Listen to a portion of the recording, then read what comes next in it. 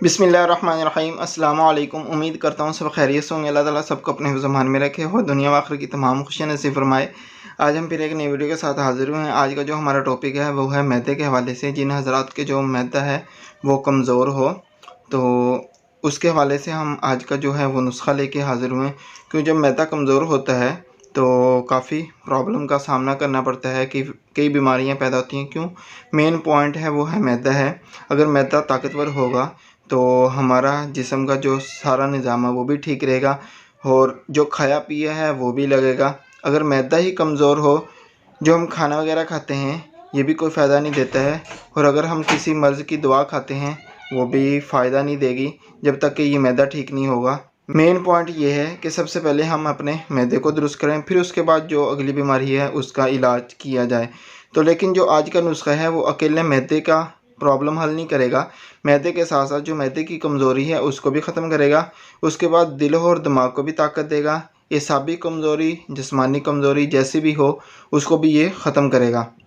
उसके बाद जो अगला है कि जो मर्द हज़रात काम काज वाले हैं या औरतें हैं तो काम करने से जो सुस्ती सी पैदा हो जाती है, वो हज़रात भी इस नुस्खे के साथ उस मर्ज़ को भी ख़त्म कर सकते हैं, अपनी सुस्ती को चुस्ती में बदल सकते हैं। नुस्खा काफ़ी बेहतरीन है और बहुत फ़ायदेमंद है। तो अपने नुस्खे की तरफ आने से पहले हमारी एक छोटी सी रिक्वेस्ट होती है कि अगर आपने हमारा चैनल सब्सक्राइब नहीं किया तो चैनल को सब्सक्राइब कर लें और बेल आइकन को जो बटन है उस पर क्लिक कर लें।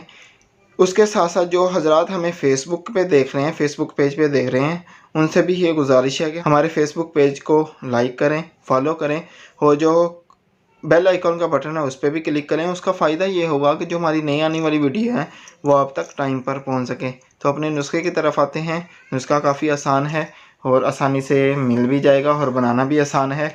घर में आप आसानी से इसको बना भी सकते हैं।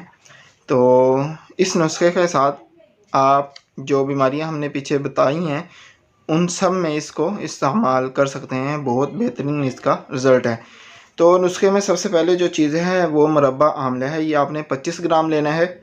तो मुरब्बा सेब है, ये भी आपने 25 ग्राम लेना है। मुरब्बा गाजर है, ये भी 25 ग्राम लेना है। मुरब्बा हरीड़ है, ये आपने 50 ग्राम लेना है। जवारिश अनारीन, ये आपने एक डब्बी लेनी है। जवारिश जालिनूस, ये भी एक डब्बी लेनी है। दवाउल मिस्क मोतदल, ये आपने एक डब्बी लेनी है। खमीरा गौज़बान है, ये आपने 50 ग्राम लेना है। और गुलकंद है, ये भी आपने 50 ग्राम लेना है। उसके बाद आते हैं दाना इलायची। ये छोटी इलायची जो होती है उसका आपने दाना, छोटी इलायची जो होती है उसका आपने दाना लेना है।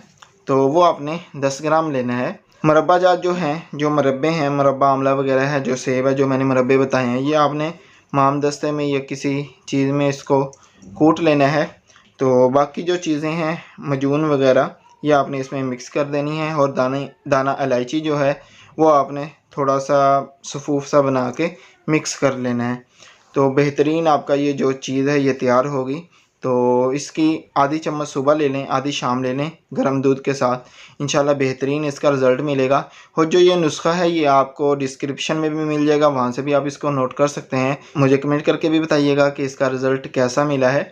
और अपने भाई को अपनी खुसूसी दुआओं में याद रखिएगा। अगली वीडियो तक के लिए हमें इजाज़त दीजिएगा और अपना भी बहुत सारा ख्याल रखिएगा। अल्लाह हाफिज़।